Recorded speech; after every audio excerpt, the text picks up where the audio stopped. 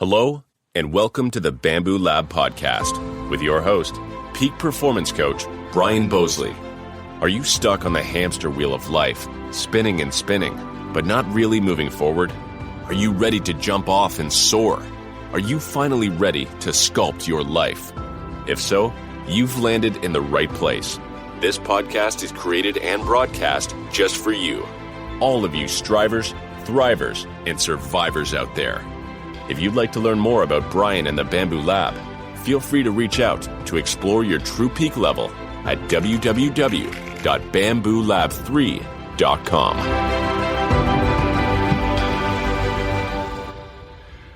Well, welcome to the Bamboo Lab, everyone.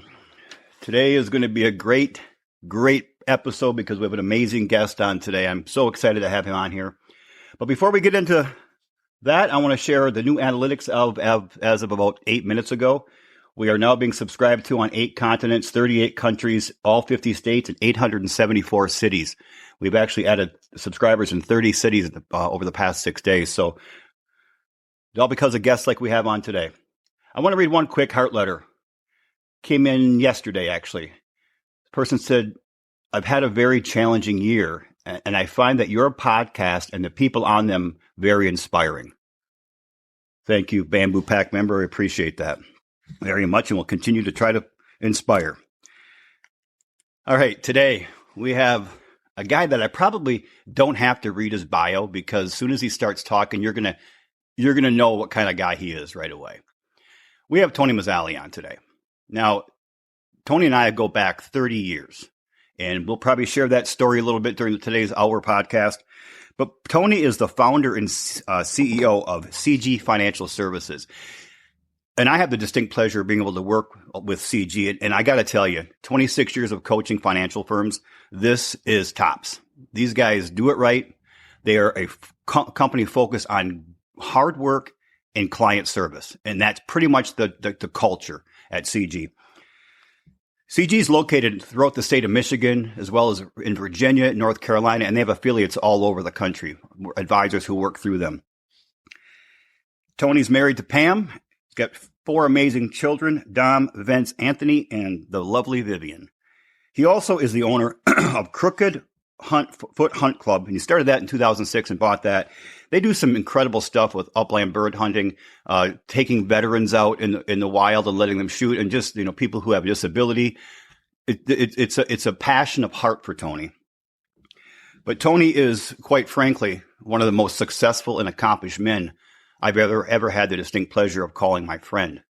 So his bio will speak for itself when he starts talking today. Tony Mazzali, welcome to the Bamboo Lab podcast. Thanks, Brian. Good to be here. Good to have you. So I'm just going to share a quick story with the Bamboo Pack members. So how Tony and I met, we both graduated high school, or college, and we applied at a company in Lansing, Michigan, actually Okemos, and we got our job. We didn't know each other.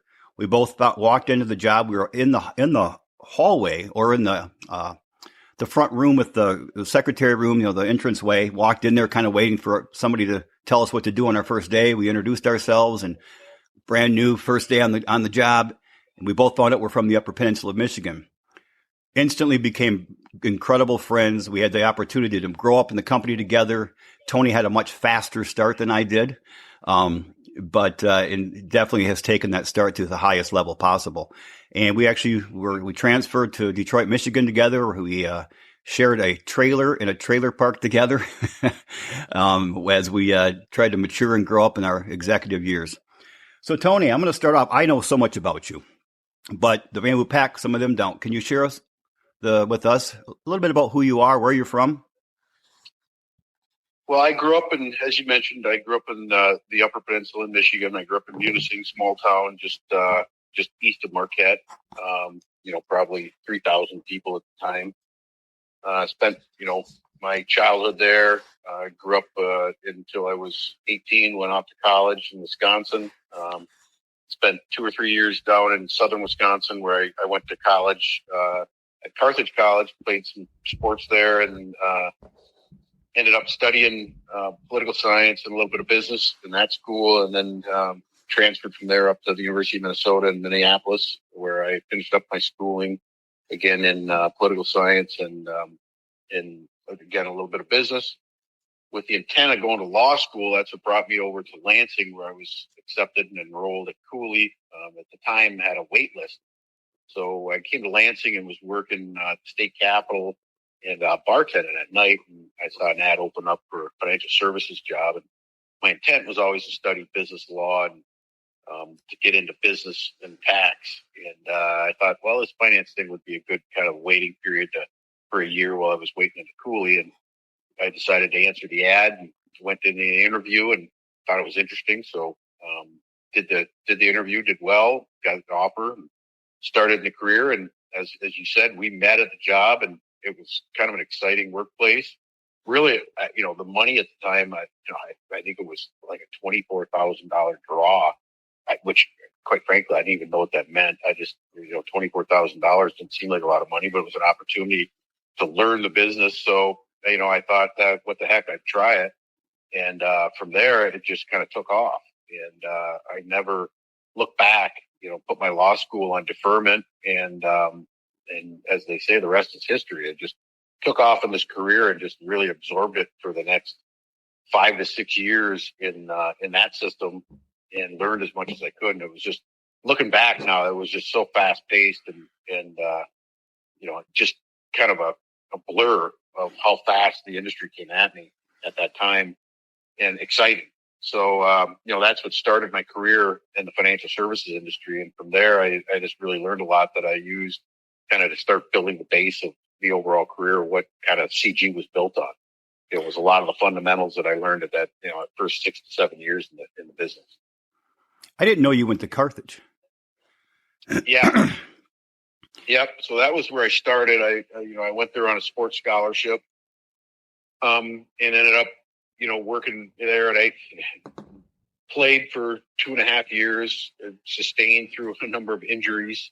Ultimately, that's what kind of pulled me out of there. Was I had some shoulder and neck injuries that ended up kind of pushing me off of the football field. And, I ended up really going up to Minnesota, where I walked into the wrestling room and just wanted to walk on. And the coach at the time, took me into the wrestling room and let me, I would say, pretty much hang around, which at that time was, it was like the number 3 program in the country. He just left Iowa, which was the number 1 program in the country. And, they let me kind of stick around. I went in, worked out with the team, and he could see that I'd had enough experience that I was never really going to be anything part of the team, but I must have shown him. At least, I just walked in and said, "Hey, I want to walk on." He looked at me kind of cross-eyed. He goes, "Where are you from?" I said, "I'm from the Upper Peninsula in Michigan," which I don't think he knew where that was. Jay Robinson was the coach, and just kind of chuckled. He must have, thought that I was some kind of character. And anyway, they stuck me around, called me some form of assistant coach, which meant I basically just traveled with the coaches, took care of what they needed to, worked out with the guys in practice. And, which is good because at that time, looking back, it was really enabled me to be around.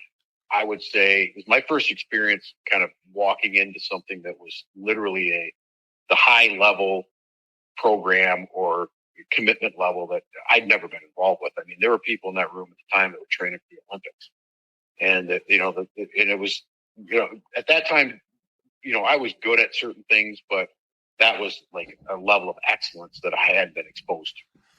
There was a difference between being good and great, and as we see in the book, Good and Great, I mean, there's a big line difference between what it takes to cross that line and then to make that leap. And I saw it. I could see what it took for the people that, when you came out of high school or when you competed at a certain level to make it to that level and then to walk into that room, at least at Minnesota or some of the programs that I'd gotten exposed to compete at that level, there was a massive gap that you had to commit to certain things that just were completely different than to be considered good at the level I came from. And, that in my mind now, I knew if you were going to be considered to do those things, you had to commit to all sorts of different things that I saw those people commit to every day and every week, and really year round. So it was great to be exposed to that. I'm thankful for that coach to bring me into that program, give me the time that I spent there, really worked pretty much for free the year and a half I was there and going to school. Got to meet some great people, got to be involved with that program. And some of those relationships I still maintain today. As I kind of work around the country. And in fact, one of them's right here in the Michigan area. He actually developed the whole youth program in the state of Michigan and other states, from Minnesota. So, that was a good learning experience for me as just again, walking into a door. It's just something, I didn't have sports yet out of my system. Right. So, and I was injured. I wasn't going to really compete, but I just wanted to be part of something. So, I mean, coming from Munising, Michigan, being exposed to one of the biggest wrestling programs in the country, there's a little culture shock there. Yeah. Yeah. And I mean, one of the stories I tell is I was, sitting in part of my job, or at least was to kind of work out with the wrestlers a little bit while they were cutting weight before big tournaments, or when they had that certain wrestlers and had to get down to weight. And I was, which there was a Brands brothers, these two wrestlers from Iowa that, one of them is actually the head coach now at Iowa, Tom Brands. Hmm. And for whatever reason, he was cutting weight at the end of the year, which he didn't need to do. He was only like 142 pounds. It was literally, I think, 10 or 11% body fat. But for whatever reason, he decided he was going to cut weight at the end of the year. And I was watching him work out before the tournament in the steam and showers. He was going back and forth. They used to have an exercise bike in the shower. So they turn the hot showers on and they go back and forth, get their heart rate up, and then go back in the sauna. And I was sitting in there and I was watching him get his heart rate up, just peeling off, the last few ounces of weight that he could. And he was doing this for hours. And, here's a 3-time Big Ten champion. And he's trying to cut this weight down. And at the time, we'd had a really good wrestler, Minnesota did, in his weight class. And I think he was cutting the weight because he wanted to wrestle. And it was just because he wanted the chance to beat. He hadn't beaten him. He'd never wrestled. So for whatever reason, he'd already gotten all the medals. He'd already gotten all the accolades. And he's going through this torture, basically torturing himself to get down to weight to wrestle our wrestler at the time, David Zuniga. And, so anyway, he's going through hours of this, and he gets in the match. He loses to Zuniga in the match. Well, come around into the finals in the NCAA, beat him again a couple weeks later. But just watching somebody go through that and saying, "Why would you do that?" Well, he was doing that, and you fast forward in Tom's career, and just you challenge yourself because, and that was the mentality that whole environment was brought into. And I guess, that rubbed off on me in my career, being brought through that whole, I had a little bit of it, but that really, I took some of that away from that experience that I had with that wrestling group, that, you do that extra length, you push things that far because you want to be better, because you can be better. And, that's something that I've carried with me. And part of it's because of that experience that I took from that, being exposed to that program. It sounds like Loudon Swain from Vision Quest. Yeah, on steroids. On steroids, yeah. Really, it's hard to, story after story. And I think when you come across these people, it's hard for some people to imagine, I think, part of what goes on and some of those things. And today, as we talk about, I think, how the career has shifted. I mean, some of those attitudes and behaviors, and I think some of the mentalities have shifted some. And I think that some of that's good. But the core foundation of that work ethic, I think, still has got to be there in some respects. I think there is this attitude that we can work smarter, but it's got to be founded in a work ethic that still there's that work core foundation that has to be there. Because I'm all for that. Yeah, one of the things I think that you and I were blessed enough with is that we came from a part of the country in the Upper Peninsula where people just have that work ethic. We all worked at a young age, and we all worked shit jobs at times, and then you and I just went to a company that trained us really well and forced us to continue to work harder and harder. So, I don't think you and I had a chance but to be hardworking people and to really, take pleasure in being a grinder. Grind it out. Yeah. Just get better and better every day through blood, sweat, and tears. Yeah, and I'm thankful for we still do. Our offices are still in the Upper. In fact, we just opened our new office in Marquette, Michigan, and I'm thankful to. I still enjoy going up there. In fact, when we opened that office, I just went up, saw two of our good clients. I saw one of our good business owners that I tend to meet with. I still, when I go through that area, there are successful business people that I know in the area that I always stop to see. In fact, one of them that's highly successful, I just stopped. And it's interesting because, we come from a world today that we work in that is data driven, that is very much technology focused, that is all about numbers and looking at spreadsheets and analytics. And it really is, it's dehumanizing, right? Mm-hmm. It dehumanizes the analytics of looking at strategy and without really establishing people. And then I go up there and I see these highly successful business owners that literally this person I was talking to that owns multiple businesses, highly successful. I mean, he dresses down to be able to go into some of his businesses and actually mingles with the customers to hear what they say. And they don't even know he owns the business. So, I don't know that he owns a computer. I think he still does his books and records on an adding machine with tape.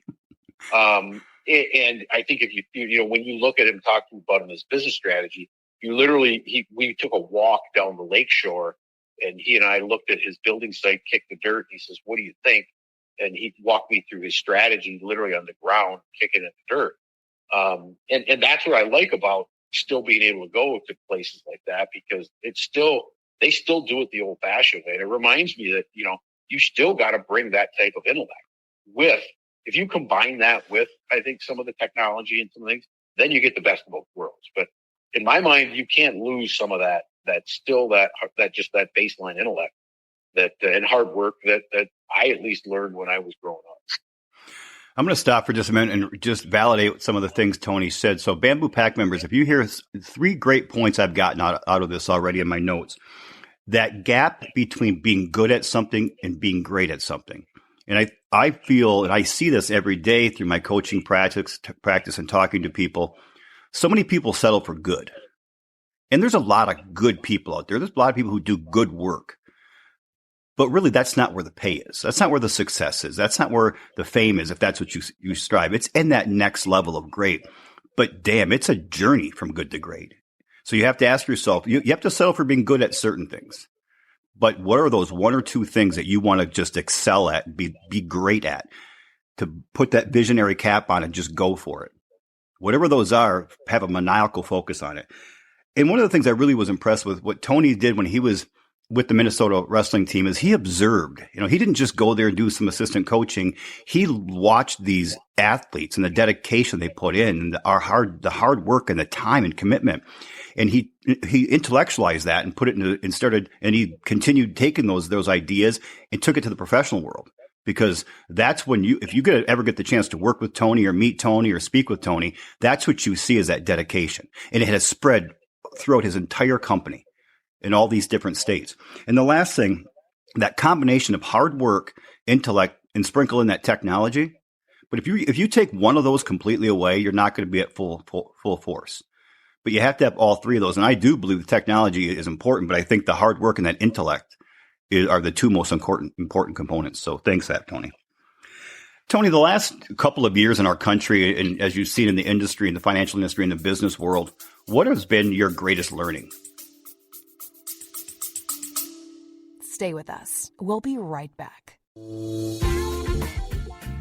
Many of the most memorable brand campaigns have been driven by cutting-edge marketers who are driving innovation and massive growth for some of the most beloved brands. This season, we're getting a fresh perspective and highlighting women marketers who are making an impact in both crypto and mainstream brands.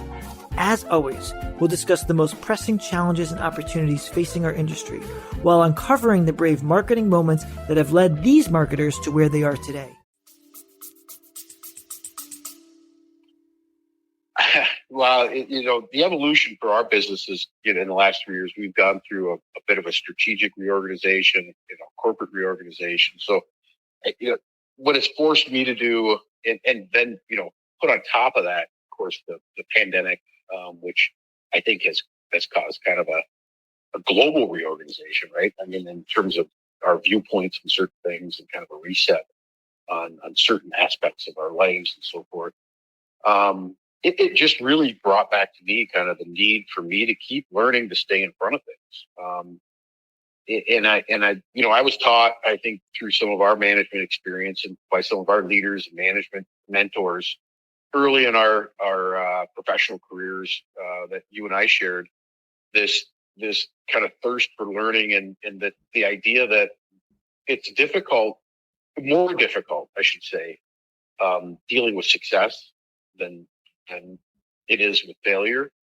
And what I mean by that is, as we became successful, it became much easier to pacify ourselves that we had it, that we knew certain things, and that it was easier to shut parts of your brain off because you already had things thought through. And I think that falling into that state of pacification is dangerous. It became a reality check for me that it was dangerous thinking that, because our industry, at least in the financial services industry, is moving at such kind of a speed right now that if I was made aware to go through this reorganization, that if I don't stay out in front of that, it's going to be detrimental to our organization and ultimately to my employees, to the staff here, to my advisors, and ultimately to our clients. And so it really kind of the last 3 years has brought me up to speed that I need to keep my arsenal sharp and stay out in front of this because I did. I think I got a little dull in my thinking. I got a little complacent in my strategic thinking. Got back on my heels in terms of where we were going as an organization and didn't stay kind of up front of where things were at. And we had to play some catch up. And I had to work. I've probably worked harder in the last 3 years than I've worked, I would say, in the last 7 to 8 years collectively. So it's required a fair amount of catch up on my part. And, and things are now starting to pick up as a result of that. So that's really, kind of rejuvenated me in terms of my mental thought. I mean, one of the things I've noticed, Tony, is just having coached so many different advisors or teams or financial firms is your company is completely focused. And so it's almost what I would call a maniacal focus on continued improvement. Is always staying up to date, making massive changes when necessary, as long as it serves the clients and the stakeholders in the company. I've never seen a company do that. And I mean that. You and I have talked about this offline. You guys change whatever is necessary without it seems like even batting an eye. Was it always like that? Or are you saying that just kind of, you started making those changes when you realize, hey, I got to stay on top of these things and catch up? Well, I would say that it's probably picking up pace. I would say that, prior to the last 3 years, there was that focus, always that focus. But I would say the last 3 years, the pace has picked up. And that's the result of that has been from this, what I would just say is me and I think the rest of our senior management team recognizing that we needed to stay ahead of the curve. And I think it's also due to the fact that we see a pickup in the industry pace. There are some industry trends that we see picking pace up fast. So the combination of those three items, and I would also say, Brian, that we recognize there's a shift in our organization that we're seeing our kind of next gen advisors. We're seeing a shift organizationally where we're seeing a laddering effect of our kind of mid-career stepping up into later career. We're seeing our early career stepping to mid-career, and we're seeing our kind of early career stepping into kind of the next reins. So, we're starting to establish a career tracking within the organization where people get some better sight lines on how fast they can move, and in creating in our org chart just some bandwidth where they can move quicker in the organization because we need them to. So with all that being said, that kind of evolution of change needed to occur at a much faster pace. And ultimately, we needed to get it out to the client, I think, at a quicker pace, too. Well, that's another impressive point with CG is when I talk to the team members and things of that nature, the direction always seems to be going to whatever best serves the client. And I hear that from other firms as well, but not to the level of focus it seems to be with CG. I think that's one of the reasons I think the members of your company, all the employees and the team members they're committed. They're committed to that company where I hear people say, this is my second family or this is my family. That's a pretty rare thing. And I think that probably stems from you do have a lot of people, even in the senior management who came from the Upper Peninsula. And I think that's another value of growing up here is, there's a commitment, there's a dedication to something. You're going to give it everything you have, and you're going to form somewhat of a second family with the people you work with. So I'm sure that starts with right there from you and from your mom and dad and growing up in Munising. Yeah. I mean, I remember we owned businesses, and I remember lots of nights that our dinner was disrupted. I mean, I've shared this and it was interesting because, my father, when he was alive, had a chance to come work with some of our staff. There's some of our staff still around that he worked in the insurance industry. So he would come actually spend some time with some of our service staff and, kind of share ideas and share operational ideas with them. And I remember, lots of dinners that we'd be sitting down, at night for dinner and, if a client called with a claim, I mean, he'd literally get up to the dinner table, he ran out to their house, ran out to their business.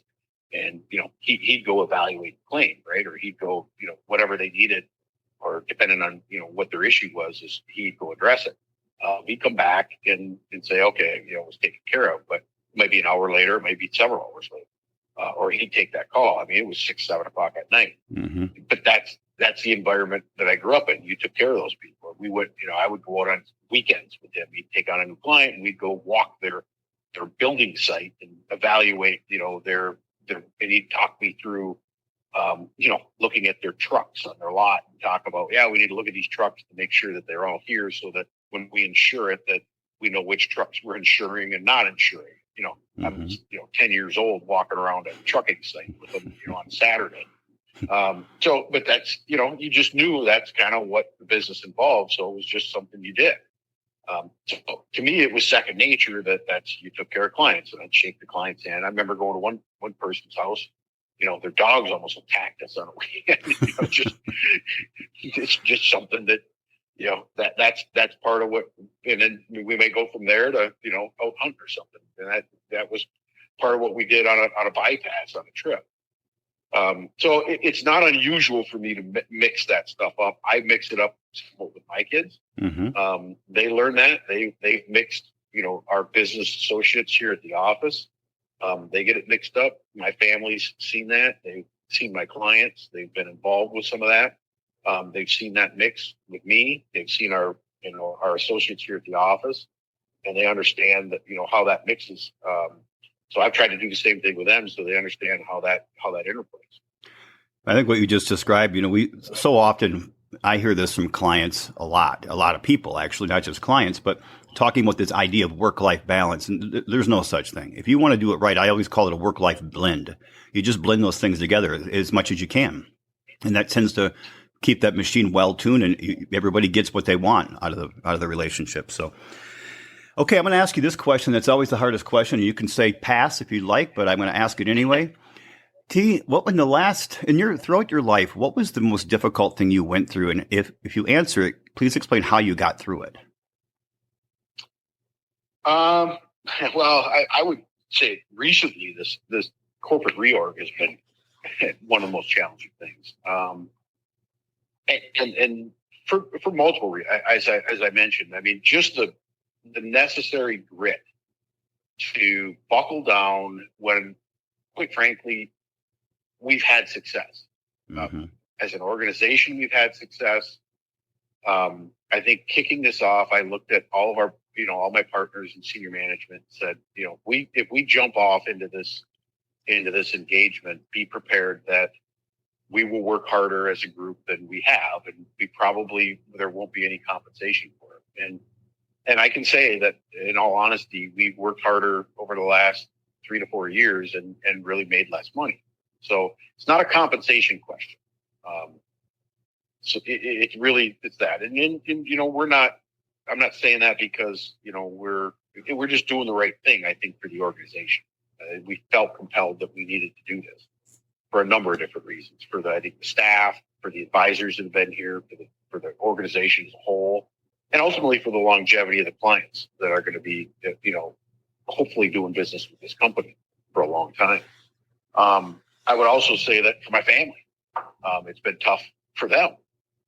There have been more days than not that they see me come home with looks on my face that they haven't seen in a long time. They know that it's been rough days, long days, longer days than they've seen in quite a while. I mean, I have twin boys that are 21, and I've got, Anthony and Vivian that are 10. And the twin boys remember days when, there were travel days that I was not home for several days at the time. There were days that I was, 8, 9, 10 o'clock at night when I was coming home from some climbing. It's been a long time since I've had to do some of those.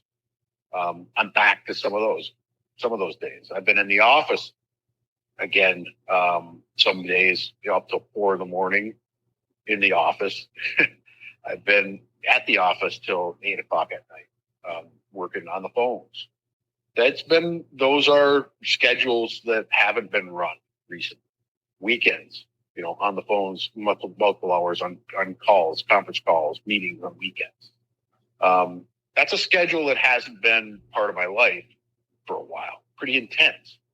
Lots of consultants poking and jabbing at myself as well as senior managers. I mean, we lived for 18 months with 2 consultants that, as we said, it's kind of, hiring a consultant's like hire a personal trainer. I mean, you don't hire them to sit and eat pizza with you. You hire them because they're going to make you do the things you don't want to do or don't want to hear.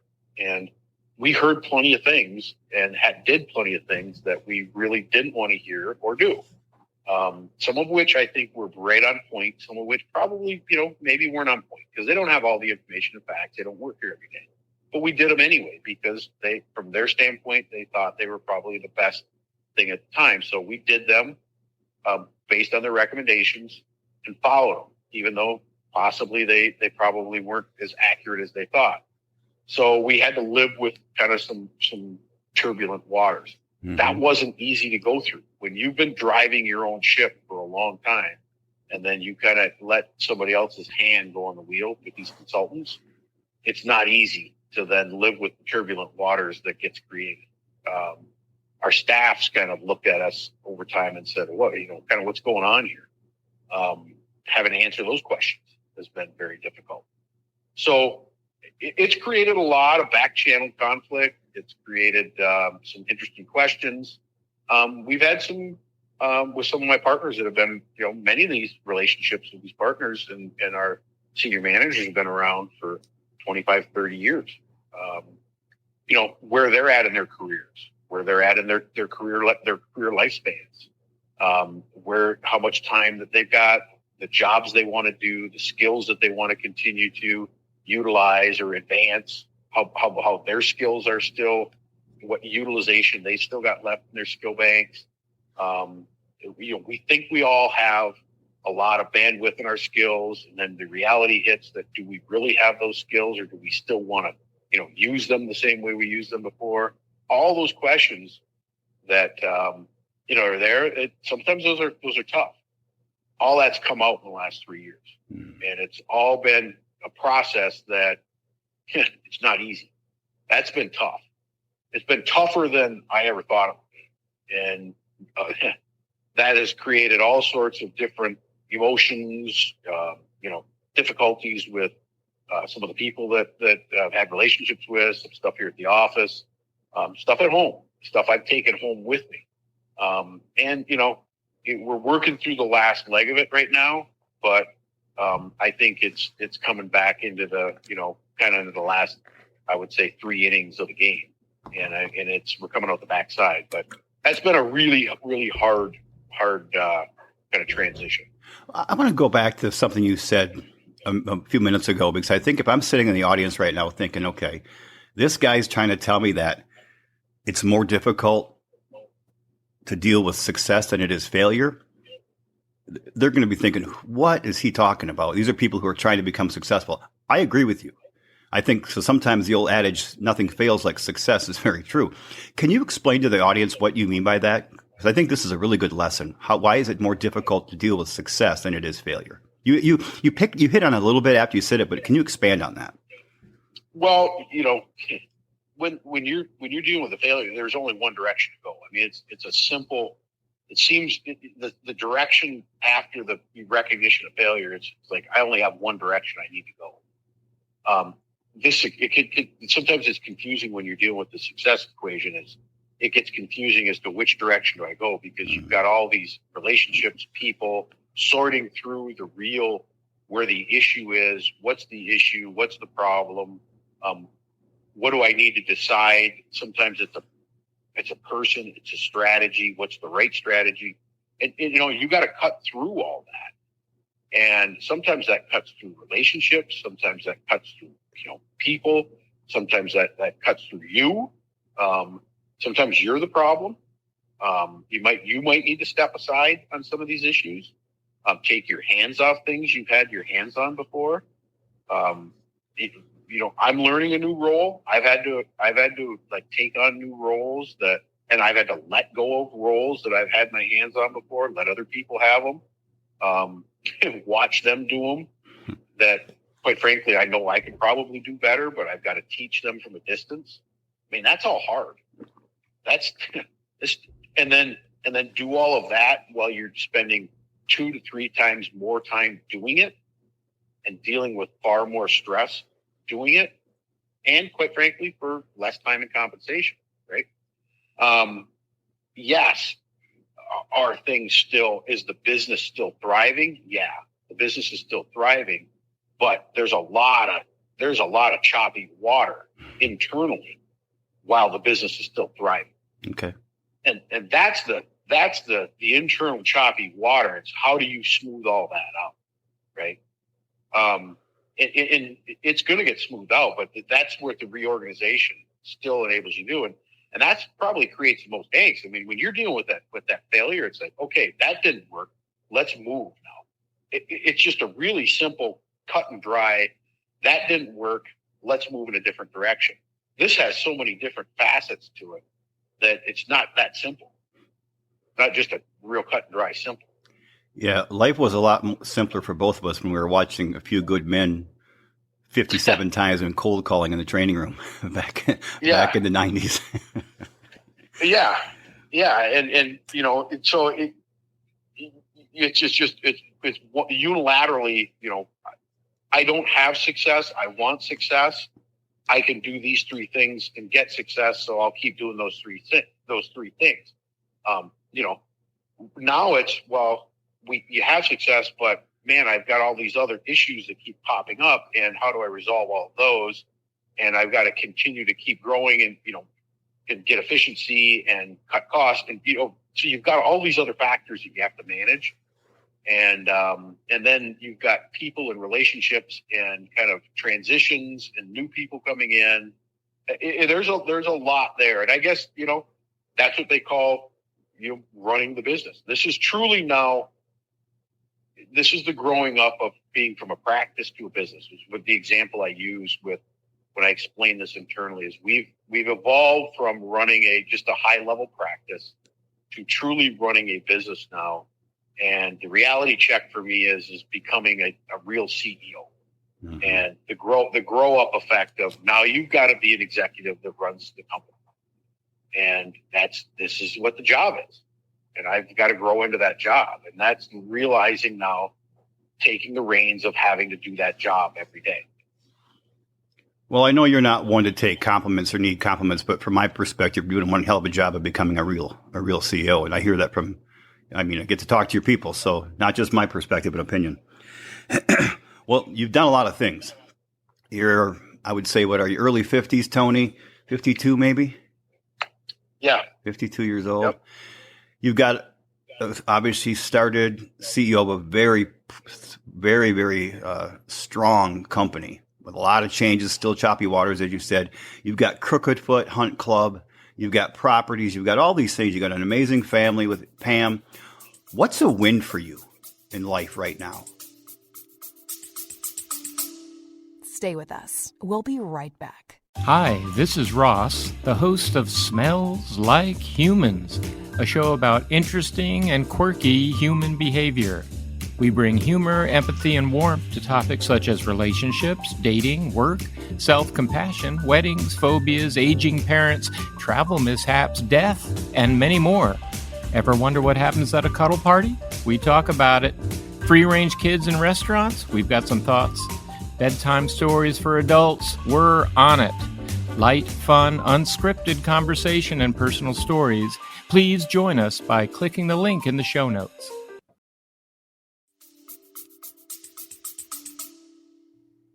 Well, firm success. I mean, continuing this evolution with the firm staying in front of where the industry changes are going, which is continuing on our strategic plan, continuing on with this evolution of where our client focus is, continuing on the evolution of where the branding of the firm goes, where we want the strategy of where we dial our firm kind of resources and the overall focus of where it involves the resources for our client, being a resource for the other advisors we represent throughout the country.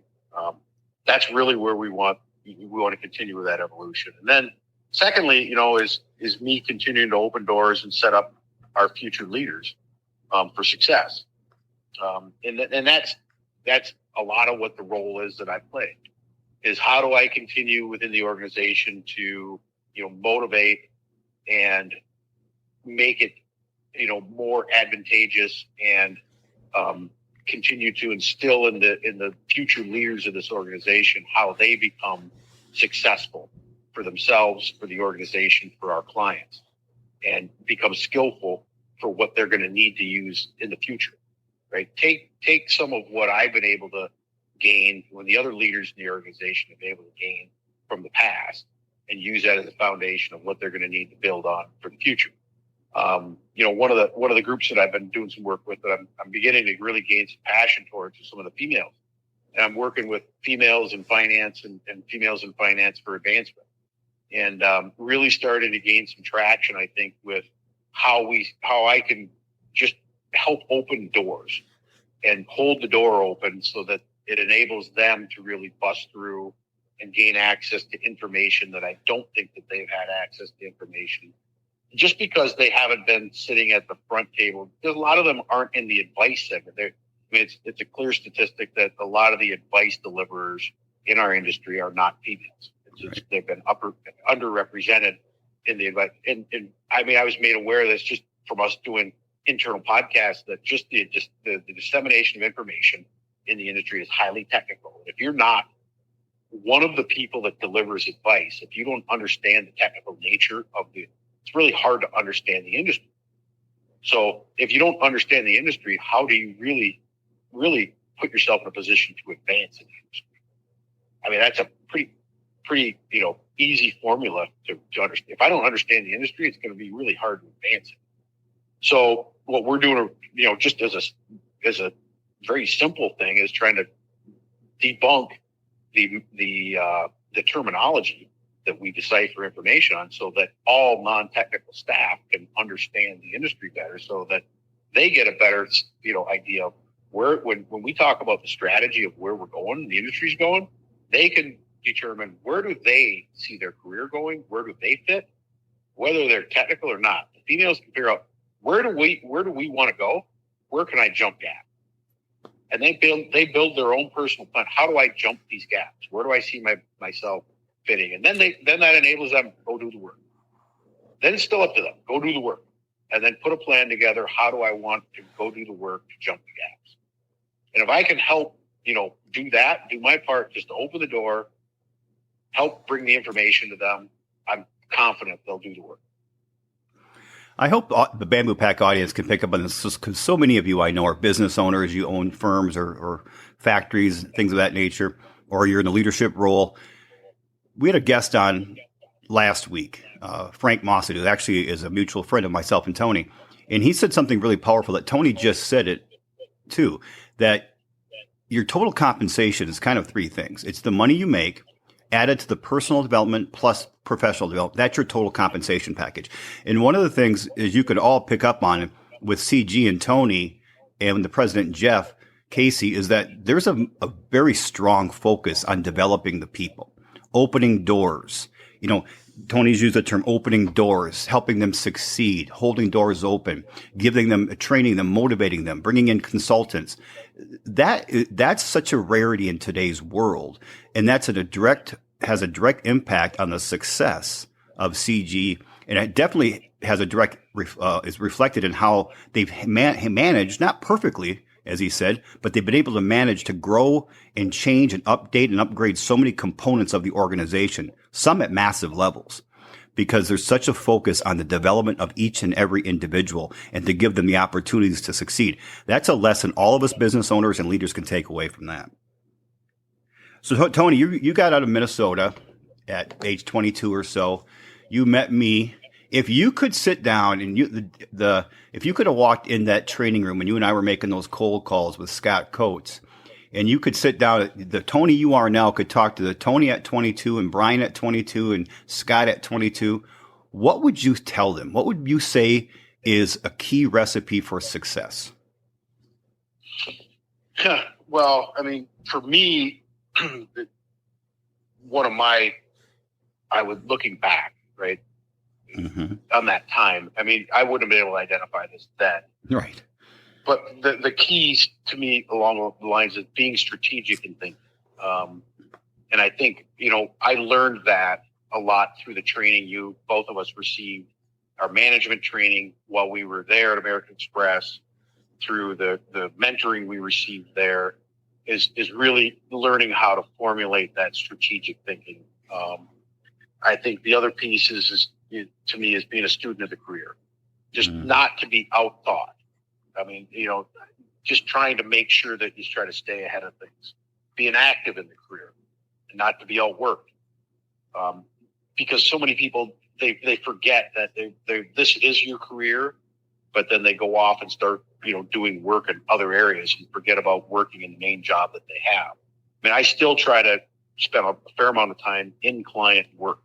I still work with our advisors, even though I'm not in a lot of client meetings. I still participate in some meetings, but I still do a lot of work with client work in our, I still review a lot of cases. I still review a lot of how our advisors are handling cases, the technical work that they're doing with the clients. Because I just don't want to lose what we ultimately do for clients. I would say you have to maintain forever competitive, which is strategic thinking. So I'm not left behind.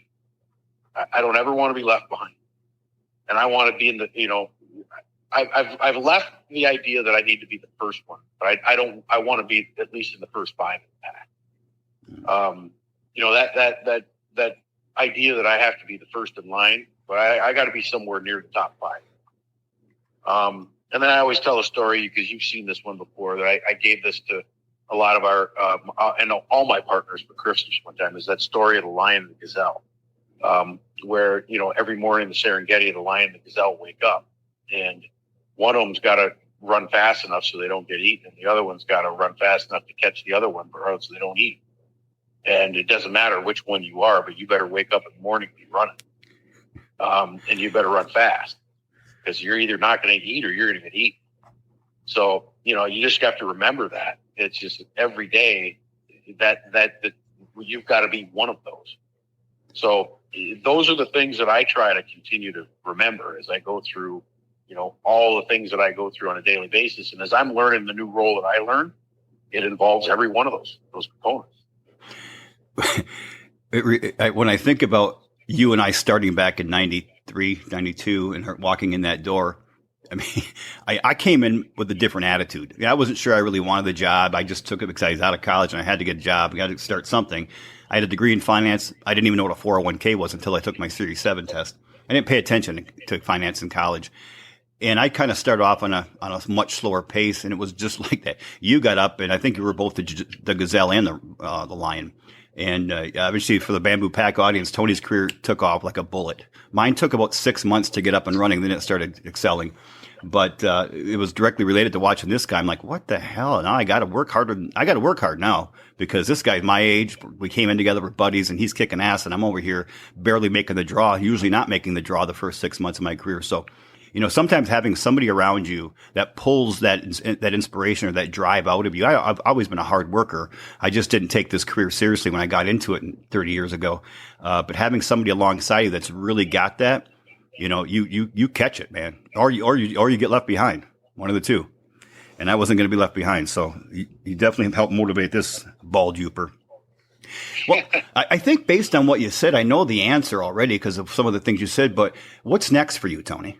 What's the next major focus? Well, I mean, it's following this through. Definitely, continuing on with this, learning how to be the leading from I would say the front of the pack. I mean, as the consultants tell me, I've got to learn how to get work done without being in the middle of the work. I mean, that's the job for the CEO is to be more heard and not seen.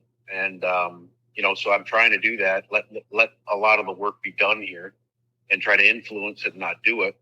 So that's a work in progress. As we get through this next probably 12 months, that'll be more and more so, something that I continue to hand off. And it's getting more comfortable with that role, and then being out front, being more strategic, being more visible, I guess, from an influencing standpoint, and then getting on to building the organization kind of from an out front. We're going to get back in the acquisition game. We've kind of been on the sidelines with that because of just where the market's been, and I think kind of where private equity stepped in and probably messed up valuations. I think we're going to get more active in that. I think our advisors will be ready and our teams will be ready to kind of get their teeth into some acquisitions. We're getting really excited about some of our network stuff that we're going to start doing across the country. Our network advisors are going to grow. We're ready to really start absorbing, I would say, across the country, and especially in the Southeast is where we're excited to start growing from the network advisor standpoint. And then, a lot of the work that I do, as you mentioned, out at the club, that was supposed to be kind of just a hobby, but it's grown into more than that. I mean, we do some work at vets. We've gotten to start to do some work with police and fire, and that's just an enjoyment for me. Mm-hmm. So I really appreciate being around that group. They're just a good group of people. It's for me giving back, but it really isn't. They're just good people to be around, and I just enjoy spending that time with them. So if I do a little bit of that on the side, which I'll continue to do, that's always good too. Yeah, that's a beautiful place out there. Really doing good. Yeah, things. Spend a little more time, and it's been interesting too because it's always good to blend a little business with pleasure out there. So it's been able to provide a little of that because it's a lot of the clients and some of definitely the reps and so forth like to spend time in there. So anytime we can do that, it's always good too. Yeah, well, it's definitely an honorable quest, that's for sure. Tony, as we begin to wrap up, is there any question that I didn't ask that I should have, or is there anything you want to leave as a final thought to the Bamboo Pack audience?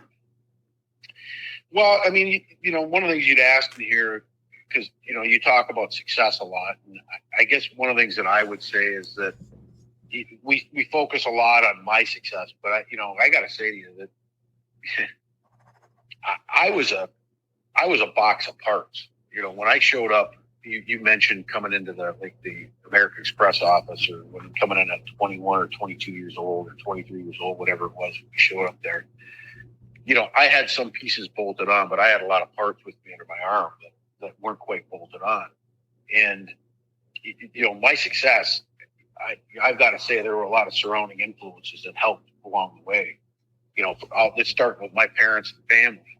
And looking back now, as you get older, you can start to really look at the people that were around that had an influence on the success that you've had over time.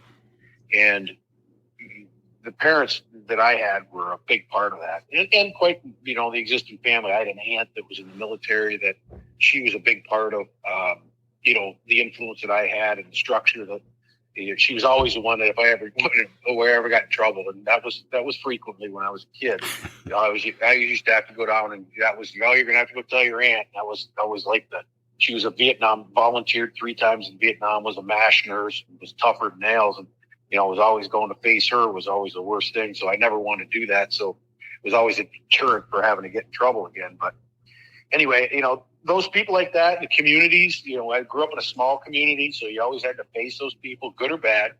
when you did good things too, they got behind you. Mm-hmm. And I had coaches, all my coaches for the most part were really good in terms of helping shape the person that I was in the sports that I was there. They were hard work, and usually they had a lot to do with how I turned out in the sports I was in, and help reinforce the work that we did, and that you didn't get anything out of it unless you put a lot into it. And then showing up in my professional career. I mean, we both had really good training. We had good mentors. In our professional side, as we talked about the early days of American Express, it provided me a lot of the foundation, not only from the planning side. I think, I tell even a lot of the staff here now, is the early technology of building the book at American Express is the foundation for all this technology tools that we have today. It was this paper copy of the digital version that's here today. But we had a lot of management training. Mm-hmm. A lot of the management training that was there was a lot of the tool that I use today, and it's a lot of the foundation that's CG was built on, that's branched out into what's been here so far. And right on down to my partners. I mean, I've got great partners that have been with me from some for 30 years, and all of them, right on through from 25 on up. That none of my success happens without those people. And then, of course, right on to my wife. She's the one I go home to and has to tolerate me. And I'm not, I'm not always the easiest person to be around. So, it wouldn't happen without her and my kids. So, that you can't forget those people. I think when I have a discussion like this, where, we talk about success, it's not all without those people there, it doesn't happen. So.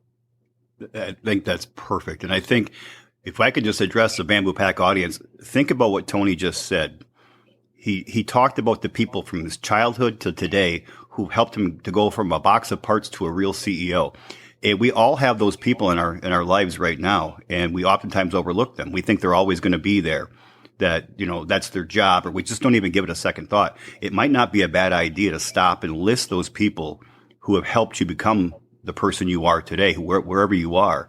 And some have probably passed by now, but list all the people and take a look at the ones that are still with us and really put a focus on that relationship with them, and really make sure they know how appreciative you are for helping you get to where you're going.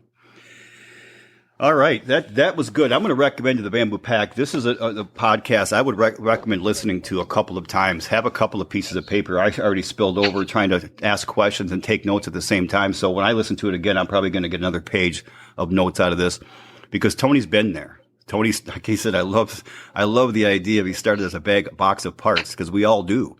And to get to where he is with the people alongside of him and the company has grown and has continued to grow with amazing people. I mean, there's lessons in here that you can apply to whatever your profession is, whether you're a stay-at-home parent or you're the CEO of a Fortune 500 company. There are lessons here to apply on a daily basis in life. So, Tony, I'm going to include a link to CG Financial in the text of the podcast, and I'd recommend all the Bamboo audience to take a look. If you're looking for a company that does incredibly good stuff, life-centered planning, looking at your financial picture from a holistic position, not just retirement or taxation, but looking at it from how does it impact you and the legacy you want to leave to your loved ones. I mean, they do a top-notch job. I can attest to that. Well, Tony, can we talk for a couple of minutes after we hang up from the podcast? Yeah. Okay, good. Well, thank you, Tony. I really appreciate you coming on. I know you're busy, but I had to cash in 30 years of friendship to get you on here. So I appreciate it. Tony, thank you for being such an amazing guest on the Bamboo Lab podcast. Thanks, Brian. Welcome. All right, Bamboo Pack members, please get out there. Get out there and sculpt your life. Get out there and every day use the tools Tony talked about today. Hard work, intellect, the technology, sprinkle it in there. And take whatever the box of parts you still have, continue to put those parts on you. That's what when we talk about sculpting your life, that's what we mean. We're attaching more and more parts every day to make you a better person. Get out there and do that. I appreciate every one of you.